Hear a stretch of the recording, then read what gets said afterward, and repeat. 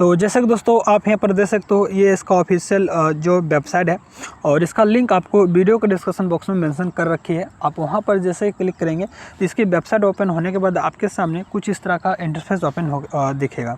और यहाँ पर देख सकते हो CDAC तिरुवनंतपुरम और requirement for below group A scientific and technical SNT position on regular basis. और यहाँ इसका जो है नोटिफिकेशन का जो है नंबर दिया गया और ये जो इसका नोटिफिकेशन जारी किया गया था वो आपका 16 मार्च को जारी किया गया था, जैसे आप यहाँ पर देख सकते हो। और ये आपका रेगुलर बेसिस है, यानी कि परमानेंट बेसिस आपका जॉब रहने वाली है। Centre for development of advance computing, जो कि CDAC का फुल फॉर्म होता है। और ये आपका एक तरह से scientific society under of ministry of electronics और इंफॉर्मेशन टेक्नोलॉजी के अंतर्गत आता है। और इसमें जो आपका वैकेंसीज़ है, जैसे आप यहाँ पर देख सकते हो डेजिग्नेशन में, पहली जो वैकेंसीज है टेक्निकल असिस्टेंट MTB B2 की तरफ से है, जिसमें आपका नंबर ऑफ पोस्ट की बात करें तो 7 वैकेंसीज है। और यहाँ पर कैटेगरीज वाइज यहाँ पर नंबर दे दिया गया है। और इसका जो पे स्किल्स की बात करें तो 35,400 से 1,12,400 लास्ट आपका सैलरी रहने वाली है लेवल 6 के अंतर्गत। और इसमें जो एज की बात करें तो 18 रखा गया है मिनिमम और मैक्सिमम जो आपका 35 साल रखा गया है। साथ ही इसमें OBC SC ST आपको एज का रिलैक्सेशन दी जाएगी, गवर्नमेंट का जो भी रूल्स होती है। दूसरी जो वैकेंसीज है वो आपका है MSS 3 MTB B4 की वैकेंसीज है। इसमें भी आपका 7 वैकेंसीज है और यहाँ आपका कैटेगरीज वाइज दिया गया है। और इसमें आपका जो सैलरी रहेगी लेवल 4 की तरफ से, और इसमें आपका स्टार्टिंग जो रहेगी 25,500 रहेगी और लास्ट आपका सैलरी रहेगी 81,100 रुपये। और इसमें भी आपका एज की बात करें तो 18 से लेकर 30 साल तक रहने वाली है। साथ ही इसमें एज का रिलैक्सेशन आपको दी जाएगी। तीसरी जो वैकेंसीज है MSS 2 MTS की है, जो कि B5 की तरफ से है। और इसमें 4 वैकेंसीज है और यहाँ पर जनरल के लिए 3 है, OBC के लिए 1 है। और इसमें जो स्टार्टिंग सैलरी रहेगी 19,900 और लास्ट सैलरी आपका रहेगी 63,200 रुपये। इसमें भी आपका एज जो रखा गया 18 से 30 साल तक आपका एज रखा गया है। साथ ही इसमें एज का रिलैक्सेशन आपको दी जाएगी, जो भी एज का रूल्स होती है। डिटेल्स ऑफ पोस्ट की बात करें तो इसमें एक पोस्ट है टेक्निकल असिस्टेंट की, जिसमें आपका पोस्ट कोड यहाँ पर दे सकते हो, नंबर ऑफ पोस्ट देख सकते हो।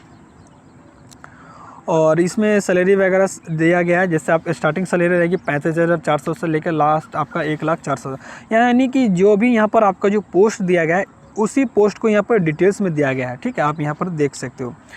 पहली जो पोस्ट जो आपको बताया था टेक्निकल असिस्टेंट की, आप जिसमें आपका 2 वैकेंसीज है। और इसमें आपका जो है क्वालिफिकेशंस की बात करें तो फर्स्ट क्लास आपका डिप्लोमा होना चाहिए इलेक्ट्रॉनिक्स इंजीनियरिंग से। ठीक है, आप यहाँ पर देख सकते हो। साथ ही आपका क्वालिफिकेशन एक्सपीरियंस भी आपके पास होना चाहिए। डिटेल्स ऑफ रिलेवेंट एक्सपीरियंस की बात करें तो आपका PCB लेआउट या high speed PCB design, thermal analysis and PCB assembly वगैरह, आपको सोल्डिंग वगैरह यहाँ पर दिया गया है। और PCB से आप रिलेटेड कोई भी वर्क वगैरह किए, टेस्टिंग वगैरह कर रखे हो तो आप इस जॉब के लिए अप्लाई कर सकते हैं। लेकिन इसमें जो एक्सपीरियंस मांगा गया है उस फील्ड में आपका एक्सपीरियंस वगैरह होना चाहिए।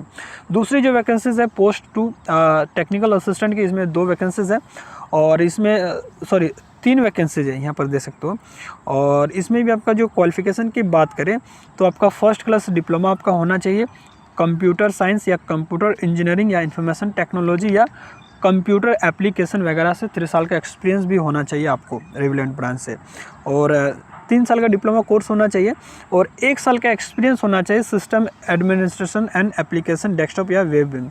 और यहाँ पर डिज़ायर स्किल्स सेट दिया है, आप इनको भी एक थोड़ा देख लेना है जॉब प्रोफाइल वगैरह में। या आपके पास ये चीज़ें हैं तो 1 साल का लगेगा, नहीं तो आपके पास ये नहीं तो आपका 2 साल का, जैसे प्रोग्रामिंग स्किल्स से C++ टेस्टिंग एंड और भी सारी चीज़ें दिया गया है, आप इनको एक बार रीड कर सकते हो। या 3 साल का डिप्लोमा एक्सपीरियंस होना चाहिए एप्लीकेशन डेवलपमेंट या इंटीग्रेशन टेस्टिंग, डेब्यूगिंग एंड डेवलपमेंट वगैरह में आपका होना चाहिए। डिज़ायर स्किल सेट में आप यहाँ पर देख सकते हो। तीसरी नंबर का जो पोस्ट है वो आपका टेक्निकल असिस्टेंट का रखा गया है और इसमें 1 वैकेंसीज है। तीसरा नंबर का जो पोस्ट है उसमें आपका टेक्निकल असिस्टेंट का है और इसमें आपका 1 वैकेंसीज है। और इसमें क्वालिफिकेशन की बात करें तो फर्स्ट क्लास आपका डिप्लोमा होना चाहिए इलेक्ट्रॉनिक्स या इलेक्ट्रॉनिक्स एंड कम्युनिकेशन से 3 इयर्स का डिप्लोमा होना चाहिए और आपके पास एक्सपीरियंस वगैरह होना चाहिए। या आपके पास डिप्लोमा नहीं है तो आपके पास ITI है तो भी आप अप्लाई कर सकते हो, लेकिन ITI आपका जो है NCVT से होना चाहिए, इलेक्ट्रॉनिक्स ट्रेड से या MRTV यानी कि रेडियो मैकेनिक टीवी जो होता है वो कोर्स आपके पास है और साथ ही इसमें 9 साल का एक्सपीरियंस रखा गया है। तो यहाँ पर देख सकते हो, तो आपके पास NCVT से इलेक्ट्रॉनिक्स मैकेनिक या कंज्यूमर इलेक्ट्रॉनिक्स या इंडस्ट्रियल इलेक्ट्रॉनिक्स या मैकेनिक रेडियो टीवी का कोर्स आपने कर रखे हो तो आप इस जॉब के लिए अप्लाई कर सकते हो। इसमें जो डिटेल्स ऑफ रेलेवेंट एक्सपीरियंस की बात करें तो आपका PCB असेंबलिंग, सोल्डिंग वगैरह कर रखे हो या जो है इलेक्ट्रॉनिक सर्किट टेस्टिंग वगैरह कर रखे हो या कोई भी असेंबलिंग वगैरह कर रखे हो तो आप इस जॉब के लिए अप्लाई कर सकते हो। चलिए पोस्ट 4 की बात करें तो इसमें टेक्निकल असिस्टेंट की है जिसमें आपका 1 वैकेंसीज है और इसमें जो क्वालिफिकेशन की बात करें तो आपका फर्स्ट क्लास डिप्लोमा आपका होना चाहिए मैकेनिकल इंजीनियरिंग से और 3 आपका एक्सपीरियंस होना चाहिए। 3 इयर्स का पोस्ट क्वालिफिकेशन वर्क एक्सपीरियंस आपका होना चाहिए, जैसे इंडस्ट्रियल एंड R&D और एकेडमिक इन्वायरमेंट या हैंड एक्सपीरियंस आपका होना चाहिए किसी भी कंपनी वगैरह से। और ये आपका CTET CAD वगैरह पैकेज वगैरह या सोल्ड वर्क वगैरह आपके पास एक्सपीरियंस है तो आप अप्लाई कर सकते हो। पोस्ट नंबर 5 की बात करें तो इसमें आपका जो है 1 वैकेंसीज है और इसमें आपका जो ITI होना चाहिए, trade certificate with NCVT ITI NCVT trade आपका जो है बोर्ड होना चाहिए। ITI आपका जो होना चाहिए वेल्डर से होना चाहिए और 3 साल का एक्सपीरियंस आपका इस फील्ड में होना चाहिए। वेल्डिंग वगैरह आप कर रखे हो कोई भी कंपनी में वर्क 3 साल का तो आप इस पोस्ट के लिए अप्लाई कर सकते हो। डिटेल्स ऑफ रिलेवेंट एक्सपीरियंस की बात करें तो mechanical system assembly for electronic and communication product या सिस्टम में आपका वर्क रहेगा। बात करते हो पोस्ट कोड 6 के बारे में तो इसमें आपका जो है 2 वैकेंसीज है और इसमें क्वालिफिकेशन की बात करें तो इसमें आपका NCVT से आपका ITI होना चाहिए, इलेक्ट्रॉनिक्स या रेडियो टीवी और 3 साल के एक्सपीरियंस भी आपका मांगा गया है इसमें भी। तो ये आपके पास एक्सपीरियंस है तो आप अप्लाई कर सकते हो। या आपके पास diploma electronics and communication system से 50% के साथ किए हो या 1 साल का एक्सपीरियंस हो तो आप इस जॉब के लिए अप्लाई कर सकते हो। इसमें भी आपका डिटेल्स ऑफ रेलेवेंट एक्सपीरियंस की बात करें तो hand soldering, frog hall and assembly electronic component वगैरह से होना चाहिए या इलेक्ट्रॉनिक सर्किट टेस्टिंग वगैरह से या इलेक्ट्रॉनिक प्रोडक्ट असेंबली वगैरह से कर रखे हो तो आप इस जॉब के लिए अप्लाई कर सकते हो। चलिए बात करते हैं पोस्ट कोड 7 के बारे में जिसमें 1 वैकेंसीज है और इसमें भी आपका ITI फिटर वगैरह से होना चाहिए, NCVT होना चाहिए और 3 साल का आपके पास एक्सपीरियंस वगैरह होना चाहिए। और एक्सपीरियंस किस फील्ड में होना चाहिए, यहाँ पर जैसे मशीन वगैरह या ग्राइंडिंग मशीन वगैरह, ड्रिल मशीन वगैरह आपके पास है तो आप इस जॉब के लिए अप्लाई कर सकते हो। पोस्ट कोड 8 की बात करें तो इसमें 1 वैकेंसीज है और इसमें आपका जो ITI होना चाहिए NCVT से होना चाहिए और जो आपका ITI ट्रेड होना चाहिए मैकेनिकल फिटर वगैरह से आपका होना चाहिए। साथ इसमें 3 साल का एक्सपीरियंस भी रखा गया है इंडस्ट्रियल वगैरह से। पोस्ट कोड 9 की बात करें तो इसमें 1 वैकेंसीज है और आपके इसमें सिविल इंजीनियरिंग से डिप्लोमा पास आउट होना चाहिए और 1 साल का एक्सपीरियंस होना चाहिए। पोस्ट कोड 10 की बात करें तो इसमें 1 वैकेंसीज है और इसमें भी आपका ITI होना चाहिए NCVT से, इलेक्ट्रॉनिक्स या रेडियो टीवी वगैरह से। साथ ही 3 साल का एक्सपीरियंस रखा गया है। इसमें आपका PCB लेआउट, सोल्डिंग वगैरह आपका पास होना चाहिए। पोस्ट कोड 11 की बात करें तो इसमें 1 वैकेंसीज है और इसमें भी आपका ITI होना चाहिए NCVT से और इलेक्ट्रॉनिक्स या रेडियो टीवी ट्रेड से होना चाहिए। पोस्ट कोड 12 की बात करें तो इसमें भी 1 वैकेंसीज है और इसमें भी आपका ITI होना चाहिए इलेक्ट्रॉनिक्स या रेडियो टीवी से, NCVT से या इंडस्ट्रियल इलेक्ट्रॉनिक्स वगैरह से होना चाहिए। इसमें आपका PCB सोल्डिंग वगैरह मांगा गया एक्सपीरियंस। पोस्ट कोड 13 की बात करें तो इसमें 1 वैकेंसीज है और इसमें आपका ITI फिटर वगैरह से होना चाहिए।